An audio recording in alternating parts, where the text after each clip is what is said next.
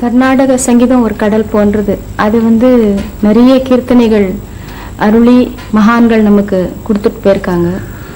அதை இப்போ கச்சேரியில் பல பெரிய வித்வான்கள் பாடி பரப்பி அதை பரப்பிட்டு வராங்க. எதிர்கால தலைமுறை ஃபியூச்சர் ஜென்ரேஷன் நீங்கள் கேட்குறீங்க, அவங்களுக்குன்னா இப்போது ஆல்ரெடி நம்மளுக்கு நல்ல அறிகுறிகள் தென்படுறது. இப்போ பள்ளிகள்லேருந்து கூட நிறைய இசை நிகழ்ச்சிகள், மியூசிக் ஃபெஸ்டிவல் மாதிரி ஒரு 10 நாள் இசை நிகழ்ச்சிகளே கொடுத்து, அதை தவிர மாணவியரை அதில் நிறைய ஈடுபாடு வரும்படி நிறைய பள்ளிக்கூட பருவத்திலேயே அந்த உற்சாகமும் ஒரு அனுபவம் வேணுன்றதுக்கு நிறைய இடத்துல நடத்திட்டு வராங்க. அதை தவிர பாஸ்டரிட்டிக்கு, அதாவது எதிர்காலத்துக்காக பழைய வித்வான்கள் பாடின, இப்பொழுது நல்ல சிறந்த வித்வான்கள் பாடிக்கொண்டிருக்கிற பாடல்கள் எல்லாத்தையும் ரெக்கார்ட் பண்ணி அது ஒரு லைப்ரரி மாதிரி மெயின்டைன் பண்ணி ஃபியூச்சர் எதிர்கால தலைமுறைக்கு எல்லாரும் கேட்கும்படியா நம்ம அதை ஒழுங்காக ஆர்கனைஸ் பண்ணி வச்சோன்னா ரொம்ப உபயோகமாக இருக்கும்னு நினைக்கிறேன். அதை தவிர நான் இந்த திரை இசை துறையில் இருக்கிறதால சொல்கிறேன், வெளிவரும் எல்லா திரைப்படங்கள்லையுமே கூட அட்லீஸ்ட் ஒரு பாடலாவது ஒரு சுத்தமான கர்நாடக சங்கீதத்தில் இருக்கணும் அப்படின்னு ஒரு இசையமைப்பாளரும் அந்த அளவுக்கு முயற்சி எடுத்துக்கிட்டு கொடுத்தாங்கன்னா அந்த கர்நாடக சங்கீதத்தோட கவர்ச்சி ஒரு வலிமை என்றைக்கும் போகாமல் இருக்கும். திரை இசையாலன்னு இல்லை, திரை இசையிலையும் இதை புகுத்த எப்பொழுதும் பாடுபட்டோம்னா அதனோட அருமை இன்னும் இப்போ இருக்கிற இந்த காலத்து குழந்தைகளுக்கும் நல்லா தெரியும்னு நினைக்கிறேன். என்னால முடிஞ்ச வரைக்கும் இந்த நான் பண்ண அத்தனை படங்களையும் கர்நாடக இசை தான் பண்ணியிருக்கேன். ராஜராஜ சோழன், அந்த ராஜராஜ சோழன் படத்துல 7 தந்தானடி தில்லையிலேன்னு ஒரு சாங் இன்னைக்கு முழுக்க அந்த வரலட்சுமி பாண்டு கேட்டுட்டு இருக்கலாம். அந்த சாங் அப்படிதான் அமைஞ்சது. TR மகாலிங்கத்தை பாட வச்சோம். கர்நாடக இசையில தான் அந்த பாடல்களை பூரா இது பண்ணோம். இன்னைக்கு கேட்டுட்டு இருக்காங்க. அடுத்து KB சுந்தராம்பாள அவர்களை பாட வைத்து ஒரு படத்துக்கு இசையமைச்சேன். எவ்வளவு பெரிய பாக்கியம் அதெல்லாம். காரைக்காலமையார் அதுல அவங்க பாடினாங்க. இப்படி கர்நாடக இசை தெரிந்தவர்கள் பாடி நடித்து வர படங்கள் நடந்திருக்குது. அதை தொடர்ந்து மற்ற நடிகர்களும் நல்ல எந்த விதமான சப்ஜெக்டா வேணாலும் இருக்கலாம் சார், எந்த சப்ஜெக்டா வேணாலும் இருக்கலாம். அதுக்கு கர்நாடக இசை எந்த சப்ஜெக்டுக்கும் பொருந்தும். அதை கடைபிடிச்சு பாட வைக்கணும், பண்ண வைக்கணும். எந்த இசை வேணாலும் நம்ம தழுவலாம். ஆனால் பேஸ் கர்நாடக இசையில இருக்கணும். அது இருந்தால் நாம் கர்நாடக இசைக்கு பெரும் பெரிய தொண்டது. மற்ற அதோட இன்னைக்கு இருக்கிற ஒரு வித்தியார்த்திகளும் சரி, கர்நாடக இசை தெரிஞ்சுக்கணும் சரி, மற்றவர்களும் சரி, அது புரிந்து கொள்ள முடியும். இன்னொன்னு கூட இருக்கு சார், இப்ப கச்சேரி பண்றோம். எத்தனை பேர் நீங்க சொன்னீங்க, வாக்கியக்காரர்கள்லாம் இவ்வளவு மகத்தான ஒரு காவியங்களையும் இசையும் நமக்கு விட்டு விட்டு சென்றார்கள். மற்ற தலைமுறைக்கு அது இல்லையா? இன்னும் கொஞ்சம் நாளைக்கு முன்னாடி ஒரு கேள்வி கேட்டிருக்கீங்க. நிச்சயமா இருக்கு. நான் என்ன சொல்றேன், திரும்ப திரும்ப ஒரே கீர்த்தனைகளை ஒரே வித சங்கதிகளை போட்டு பாடுறதை விட அதே கீர்த்தனைகளை அதே ராகத்துக்குள்ளே எவ்வளவோ டெவலப் பண்ணி கர்நாடக சங்கீதத்துக்கு நம்ம ஒரு பெரிய இன்ஸ்டிடியூஷன்ல அந்த மாணவர்கள்லாம் உட்காத்தி வச்சு பாடி காட்டி, இந்த மாதிரிலாம் இருக்குது சங்கீதத்துல, கர்நாடக சங்கீதம் இப்படிலாம் இருக்கு, நீங்கள்லாம் கேட்கணும், நீங்கள்லாம் இந்த மாதிரி பாடணும் அப்படிங்கிற மாதிரி புதுமையை அதை கொண்டு இன்னைக்கு காலத்துக்கு தகுந்த மாதிரி சிலதெல்லாம் நம்ம பண்றோம். ஏன்னா இன்னைக்கு ஒரு very very very fast world. அவ்வளவு வேகத்துல போற போக்கில் தெரிஞ்சுட்டு போறான் கலை ஆர்ட்டை. இப்படி போறதுக்குள்ள தெரிஞ்சுட்டு போங்கிற அவசரத்துல இருக்கும் பொழுது நீங்க மெதுவா பாடிட்டு இருந்தீங்கன்னா ஒன்றும் நடக்காது, மெதுவா சொல்லிட்டு இருந்தா ஒன்றும் நடக்காது. அதுக்கு தகுந்த மாதிரி ஒரு ப்ராக்ரஸ், புதுவிதமா ஒரு சிலபஸ் பண்ணி கர்நாடக சங்கீதத்துல பாடிட்டு இருக்கிற மகாவித்வான்கள்லாம் அதுக்குன்னு தொண்டு செஞ்சாங்கன்னா இவர்களுக்கெல்லாம் ஒரு பெரிய சேவையா இருக்கும். அதுல இன்னொன்னு, முதலாளி என்ற ஒரு படத்துல அதை அந்த ஒரு ஏரிக்கரையின் மேலே இருக்கும் ஆரபி ராகத்துல போட்டது. ஏரிக்கரையின் மேலே போறவளே பெண்மையிலே என் அருமை காதலியே என்னை கொஞ்சம் பாரு நீயே கேட்கும் போது ஒரு கணீருங்கிற ஒரு குரல். அந்த ஆரபி ராகத்துல எவ்வளவு சுவை இருக்கிறது.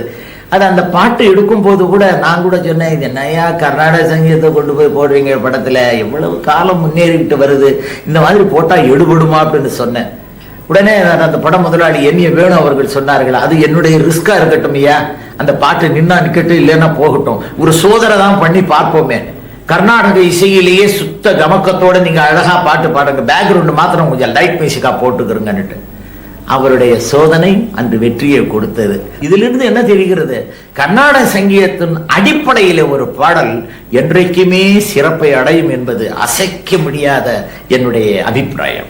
இப்படியே ஏகப்பட்ட ராகங்களை சொல்லிக் கொண்டே போகலாம். கர்நாடக சங்கீதத்தின் அடிப்படையிலேயே இவர்கள் எல்லாம் பாடுபட்டார்கள். ஒரு KV மகாதேவன் அவர்கள், G ராமநாதையர் அவர்கள், MS விஸ்வநாதன் ராமமூர்த்தி அவர்கள், இவர்கள் எல்லாம் இந்த கர்நாடக சங்கீதத்தின் பேசிலேயே செய்தார்கள்.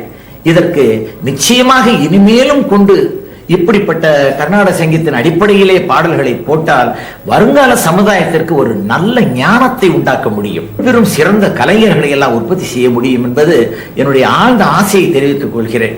இப்ப சமீபத்தில் கூட K. பாலச்சந்திர அவர்கள் ஒரு படத்தை எடுத்தார்கள். ஜெயசுதாஸ் அவர்கள் பாடவில்லையா? இதை மக்கள் கேட்கத்தான் செய்வார்கள். கொடுக்கிற விதத்தில் தான் இருக்கிறது. ஒரு ஒரு ஒரு மோசமான கருத்துக்களுடைய ஏதோ ஒரு இசைக்கு ஒரு பிரதானம் கொடுத்து ஏதோ ஒரு ரஞ்சகமா இருந்தா போறோம், காதுல கேட்டா போறோம், அப்பப்ப தாளம் போட்டா போறோம்னு கொடுத்துக்கிட்ட போனா யங்ஸ்டர்ஸுக்கெல்லாம் அந்த பக்கம் தான் லைன் போகும், மனசு அந்த பக்கம் தான் போகும். ஆனால் நாம நம்முடைய பழங்கால சம்பிரதாயத்தை மாற்றுவதில்லை. அதிலேயே இருக்கிற சுகங்களை எல்லாம் காண்பித்து மக்களை எல்லாம் மயக்க வேண்டும் என்று ஒவ்வொருவரும் தான் பிடிவாதமாக சாதித்தால் நிச்சயமாக கர்நாடக சங்கீதத்துக்கு புத்துணர்ச்சி கிடைக்கும், புத்துயிர் கிடைக்கும் என்பது எனது உள்ளத்திலிருந்து வருகிற வார்த்தை இப்பொழுது சொல்லுகிறேன். மாரிமுத்தா பிள்ளை அழகிய பல தமிழ் பாடல்களை சிதம்பரம் நடராஜ சுவாமி பேர்ல பாடியிருக்கார். இவர் பாடல் ஏற்ற ஆரம்பித்ததே ஒரு சுவாரஸ்யமான நிகழ்ச்சி. சிறு வயதிலேயே மணமானவர். 3 பிள்ளைகள் இவருக்கு பிறந்தார்கள்.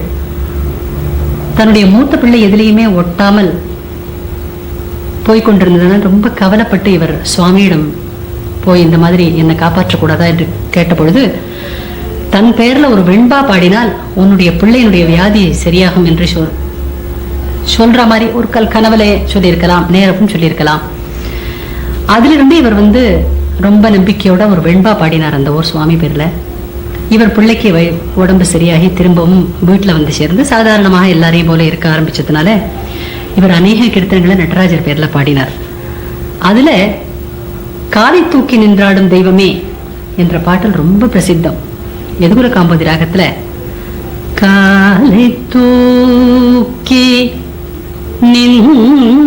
நின்றாடும் தெய்வமே என்னை கை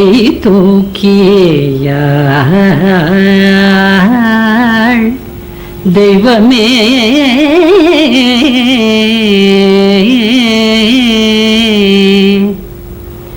இந்த பாடல் பரவலாக நிறைய இடத்துல பாடப்பட்டு வந்த ஒரு பாடல். இது போல இவர் பல கிருதிகளை பாடியிருக்கார். இவர் பாடுறதுல என்னன்னா பக்தி மட்டும் போறோம், நீ கஷ்டப்படவே வேண்டாம். ஒரு கீர்த்தனத்துல அக்னி நடுவுல பட்டினியினால அது இது ஜடாமுடிய தரிச்சுன்னு ஊரா இப்படி எல்லாம் நீ போகவே வேண்டாம். ஒரு கால் சிவ சிதம்பரம்னு ஒரு தடவை சொன்னாலே அந்த மனுஷாளுக்கு எல்லா விதமான பாக்கியமும் கிடைக்கிறது, முக்தியும் கிடைக்கிறது என்று சொல்லி அந்த சிவன் பெயரில் அநேக கீர்த்தனைகளை இவர் பண்ணியிருக்கார். அருணாச்சல கவி இவர் ராமநாட்டக கீர்த்தனைகள், ராமாயணத்தை பூர கீர்த்தன ரூபத்துல கொடுத்தவர் இவர் ஒருவர் தான். தில்லையாடிங்கிற இடத்துல 1712ஆம் ஆண்டு பிறந்து கிட்டத்தட்ட ஒரு 70 ஆண்டுகள் இவர் இருந்தார். இவர் பெற்றோர்கள் சமணத்திலிருந்து சைவர்களாக மாறினார்கள்.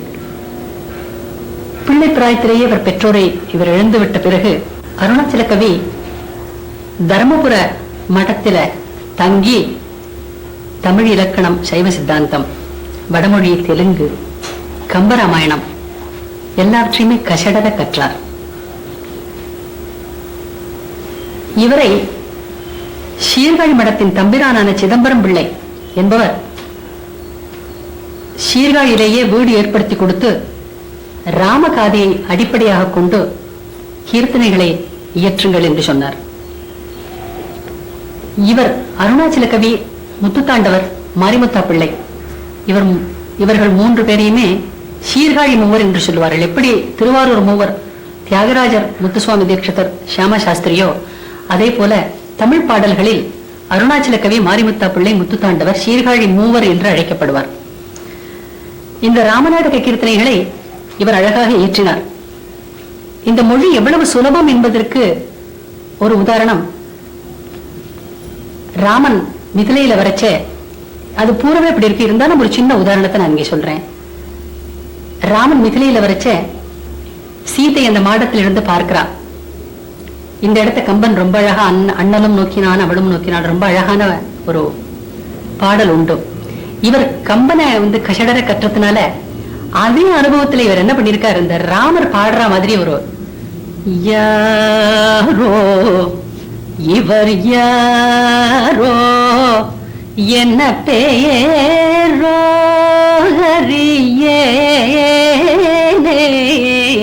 யாரோ, இதுக்கு யார் அர்த்தம் சொல்லணும்?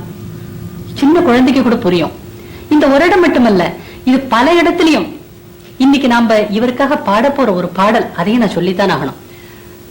ராமர் கோபாவேசமாக சுக்ரீவன் தனக்கு மறந்தே போயிட்டான் ராஜ்யத்தை வாங்கி கொடுத்த உடனே அப்படின்னு சொல்லிட்டு இவர் பாடுறார். வருகிறானோ வாரானோ சுக்ரீவன் மனதை அறிந்து வாராய் தம்பி வருகிறானோ.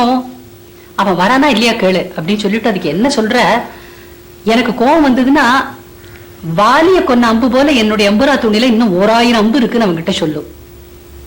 அதுக்கும் அவன் கேட்கலன்னா ஒரு நிமிஷம் செவத்துல கூட ஒரு குரங்கு படம் எழுத நான் விட மாட்டேன். சித்திரத்திலும் குரங்கை வைத்தெழுத ஒட்டுவேனோ வருகிறானோ வாரானோ. என்ன ஒரு ரௌத்ர ரசம், அந்த ரௌத்ர ரசத்திலேயே என்ன ஒரு எளிமையான தமிழ்.